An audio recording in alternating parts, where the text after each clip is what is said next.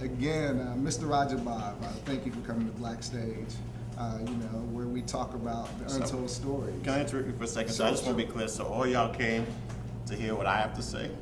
Real? Okay. All right. You the man. Wow. You the man. God is good.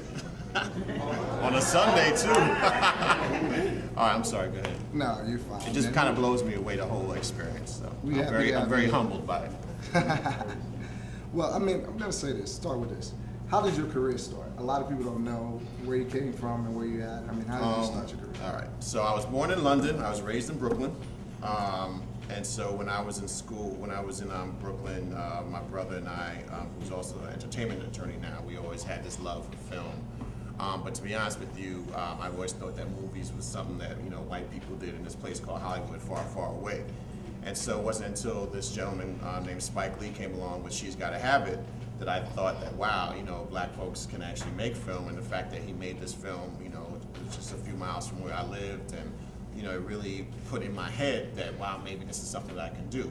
But even within that, I still wasn't motivated to really pursue a career because I just heard about the whole starving artist lifestyle of filmmakers, and I wasn't really down with that. So I went to Brooklyn College, and then when I got out of school, I worked as a paralegal at a law firm because I thought I wanted to go to law school. And so, but I still always had this burning desire to do film and television. And so what happened was one day my law firm moved me out to LA for 7 months to monitor a trial. It was actually San Diego. And so when I was there, one day I was out on my balcony and I watched a film crew. I had never seen a film crew in my life. So I was like about 22, 23. Never seen a film crew in my life, and so I just stood there literally for like 5 to 6 hours and just watched the whole process. I was like, oh, I gotta do this. I gotta do this. So I said to myself, when I get back to New York, I'm gonna go to film school and I'm gonna do something in film. I didn't know what, but I just knew I had to do something. So the very next day, show you how God works in my life, very next day I got a call, oh, we're gonna extend your stay another year. So I'm just like, damn. So I was like, all right. So I just started reading a lot of books on filmmaking. That was around the time, that was like the late 80s with, Robert Rodriguez, with El Mariachi, and Nick Gomez with Laws of Gravity, and then Robert Townsend with Hollywood Shuffle. It was, it was a time where there was a lot of independent filmmakers being successful doing films on a low budget. So, I read all these books about filmmaking, and so I said, you know what, I'm just gonna make a film right here. And so one of the first things they teach you is, to write what you have. So if you have a dog, you need to have that dog up in your movie. If you have a car, you need to have that car up in your movie. So I was staying in a complex that had a bunch of corporate apartments in them, but nobody ever came to these apartments because there were supposed to be a bunch of lawyers coming in to monitor a trial that I was monitoring, and that just never came. So I said, what I did was I wrote a story that took place in each one of these apartments. So I wrote this script called Confessions of a Modern Day Dog. It was about a day in the life of a womanizer on Valentine's Day. It wasn't autobiographical, it was like my friends, their story. And so I really didn't know anybody in LA at that time, except for one person who just happened to be in this room right now, which is Malcolm Lee. So I called Malcolm, I'm like, I think you were at the Cosby program at that point, right? What's that? 93, you were in the Cosby? Disney program, I'm sorry, right. So I said, Mal, I want to do this film, can you help me out? Because I didn't know what I was doing, just the stuff I read. So I put a crew together, I put a cast together, we shot the film, I edited the film, I have to say for a little short film, well, the first mistake I made was the film was 50 minutes long. So that's not a short film if anybody knows anything. So I should have just shot another 20 minutes and made it a feature. That was my first mistake. Second mistake was I did it in black and white. That's all I could afford, but that's fine too. So, I did the film, I edited the film, and then what happened was, and I was making some pretty good money at this law firm because I financed this film myself. I think it was like $30,000 or something like that. So then what happened was the law firm found out that I'm shooting movies all up in their corporate apartments and in their office. So they promptly fired my ass. But I'll tell you what, it was actually a blessing in disguise because I probably would have never left that firm because I was very comfortable there. So now I have this film, I don't have a job, and so now I have to truly walk out on faith. So, I took the film back to New York, I edited it, I entered it, I think it was like the Newark Film Festival and won Best Short Film or something like that. So I'm like, cool, okay, so now I have the short film, everyone says it's kind of good. So it's at that point I went to the School of Visual Arts to take courses in film. So I went there, I was there about a month, and I was talking to the teacher, and I tell him about this film I did. He's like, yeah, I'd love to see it. And so then I showed it to him, and he said, why are you even here? He said, everything I'm teaching you, you've done. But he was really wrong, because I did a lot of things the wrong way. So, it's like you can do things, but there's a way to do it in a way that's more efficiently and more creative and more artistic. So I continued to take classes at the School of Visual Arts, and I was like temping law firms, trying to kind of figure out what I'm gonna do. And so, I'm a very practical guy, so I was like, okay, so how do I make a living doing what I want to do? Because I wasn't sure if I wanted to direct, or I really wanted to direct at that point.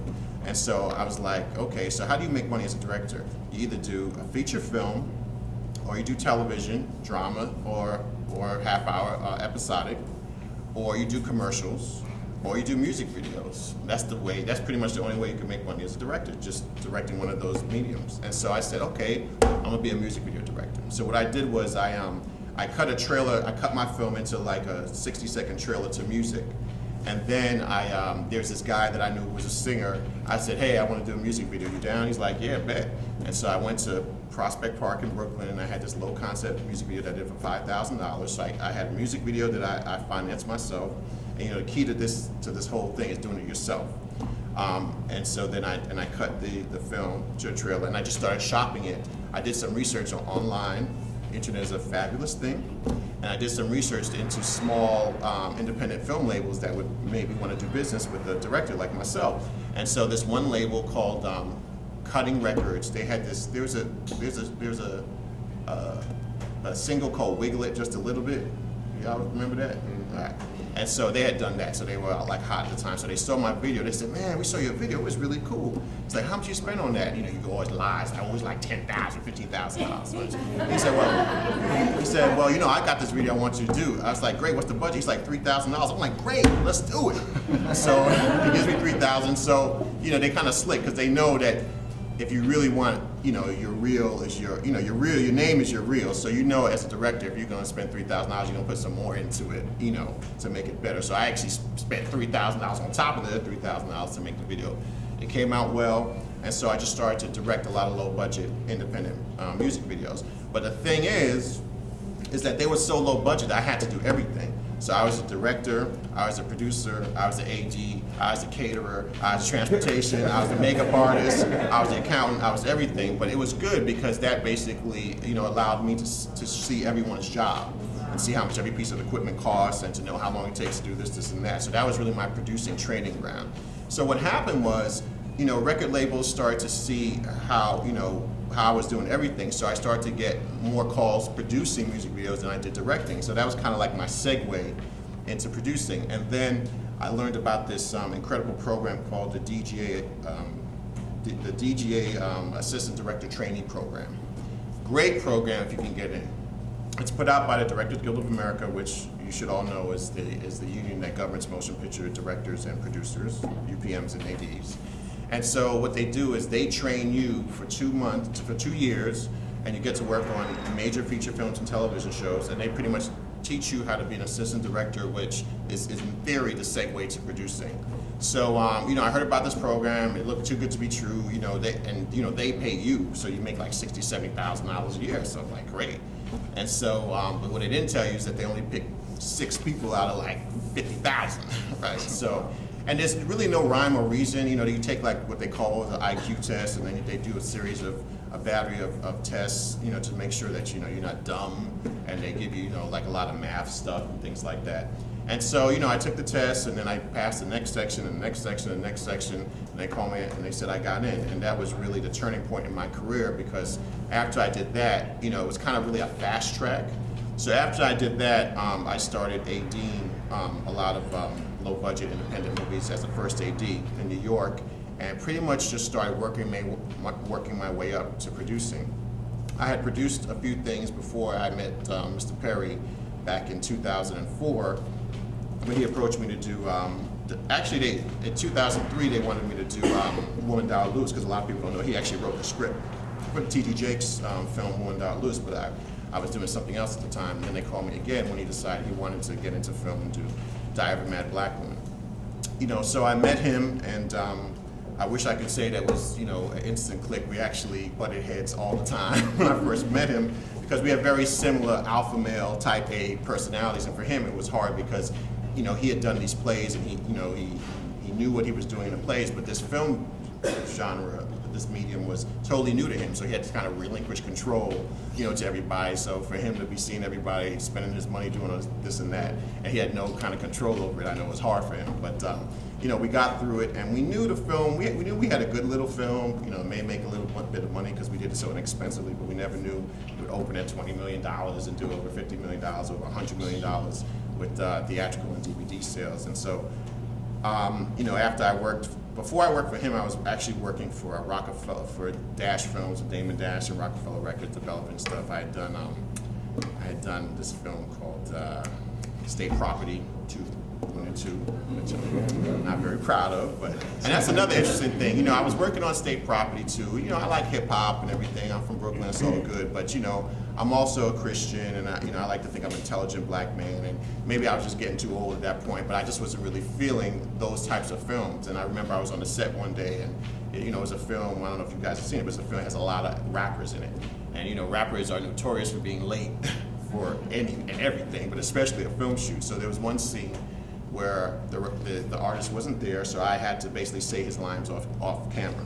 And you know, and I was saying the names, it was like nigga this and MF this, and I was standing there and I'm supposed to be like this guy in charge, and there's all crew members, you know, white crew members and black crew members, I'm saying these, and it was just killing me. Because I remember that night, I went home, I called my dad, I was like, man, you couldn't believe what I had to do today, it was just killing me. And that's when I actually thought about getting out of the business or just trying to find another way. And the next day is when I got the call to work on Diary. So, you know, once again, that's how kind of God put things in place for me. So then, so we did Diary. It was successful, and then we did Medea Family Reunion, successful, and then Mr. Perry decided that he wanted to get involved in television, and so I remember it was his birthday, and a group of us had gone to Vegas, and we were just talking, and he was like, you know, man, I want to do a TV show. I was like, come on, let's do it. And he was like, I mean, that's the great thing about working for somebody who can make things happen. Anything he says he wants to do, we can just go out and do. And how many people really get a chance to do that? And I said, come on, let's do it. So we sat around, we talked about ideas. I still have the original piece of paper that we came up for the whole concept of House of Pain. I actually have it framed because I was writing notes on this like legal pad.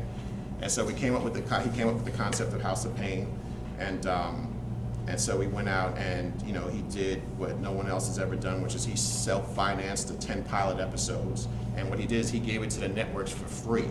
He didn't charge any franchise fee, no syndication fee at all. He gave it to them for free. Now, who's not going to take programming for free? What he said was, the money that you would pay me, I just want you to put in marketing and advertising. So he gave it to them for free, you know, walking out on faith, and, you know, business model that's never been done before. So it went to 10 of the top markets for African American viewers, and, you know, some of the ratings were like 600, 700% higher than, you know, what was previously there. So then it was just a matter of taking the orders. Okay, so now who wants to do business now that we've seen that we can make a successful show? And so TBS came on board. They weren't the highest, but they had the most episodes, which was 100.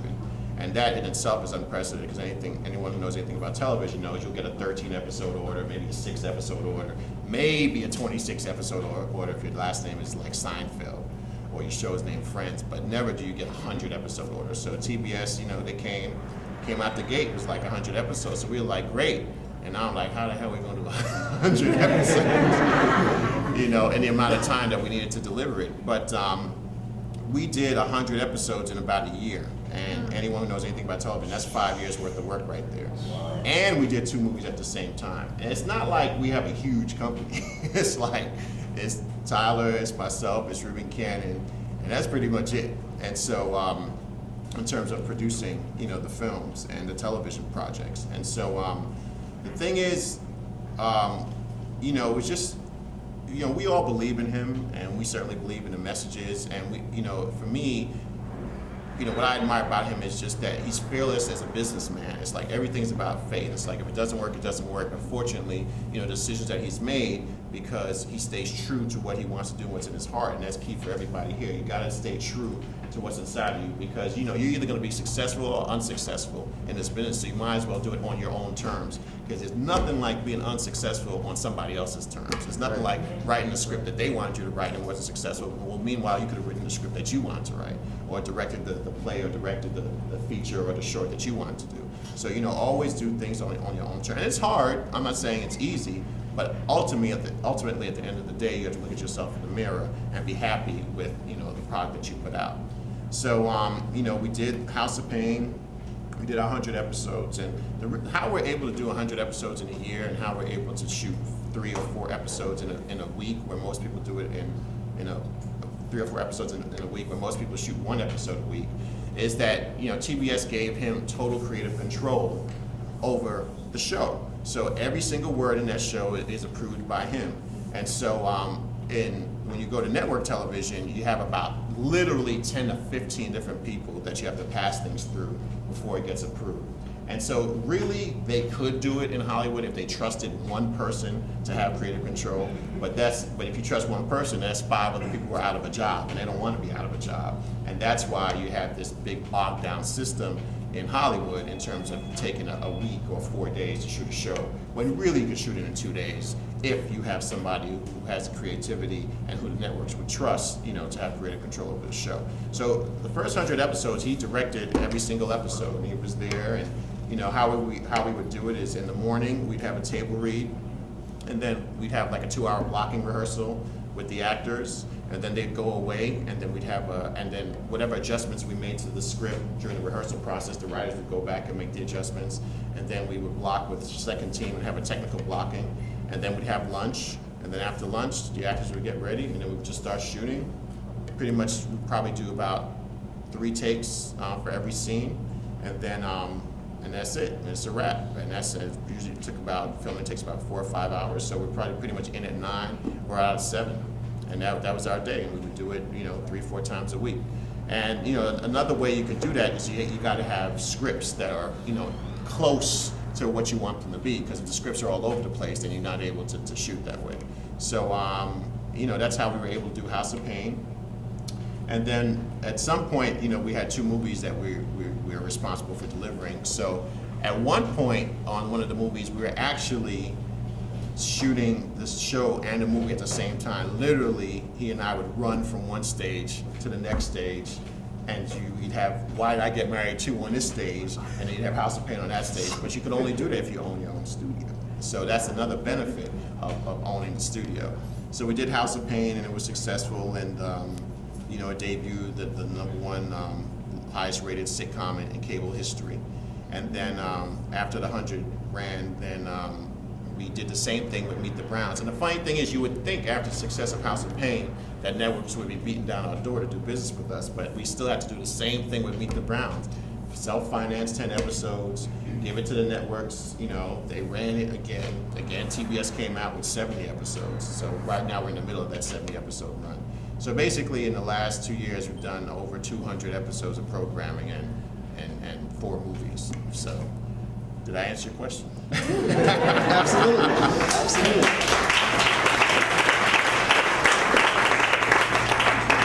Again, we're watching Blackstage, Our Untold Stories with Roger Bobb on set at the Peachtree Village International Film Festival here in Atlanta.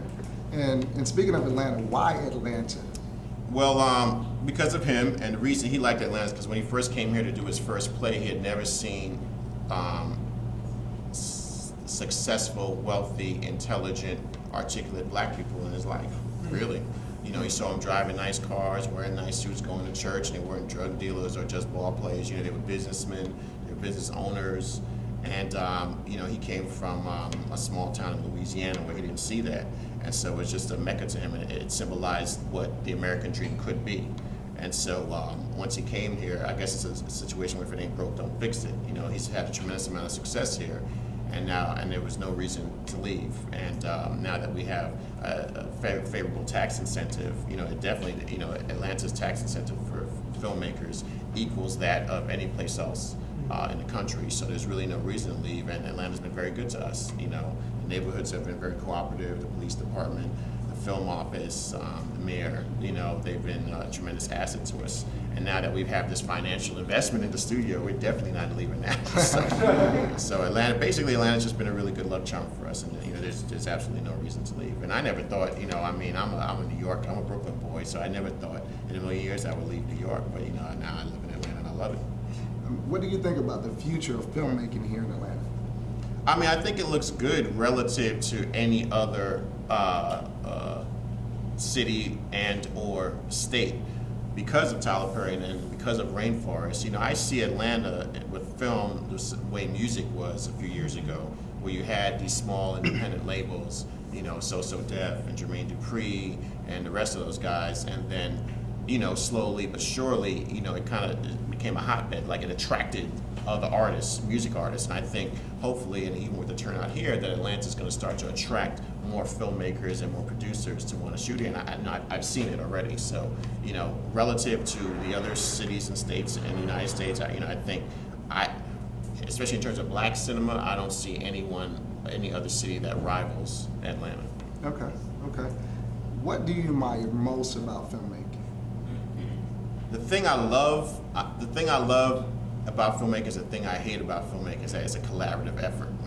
It's, you know, it's tremendous. You have all these people trying to come together for a vision, and you know, you have hundreds of people literally, you know, working, you know, towards one common goal, which is great. And then you have hundreds of people working towards one common goal, and everyone's not always on the same page. So for me, I just love telling stories, and it's a powerful medium. I think, you know, unfortunately, in this day and age, I think more people look at films and read books. So I think, you know, it's a way to tell a story, just not linearly, but three-dimensionally and visually, with not only the story and the words, but the music and the cinematography, and everything else that goes that's involved in the filmmaking process. So, you know, I just love how I feel when I see a good movie. You know, it's a great feeling, and the fact that you can emote certain things. You know, if you want to be happy, you can go see a comedy.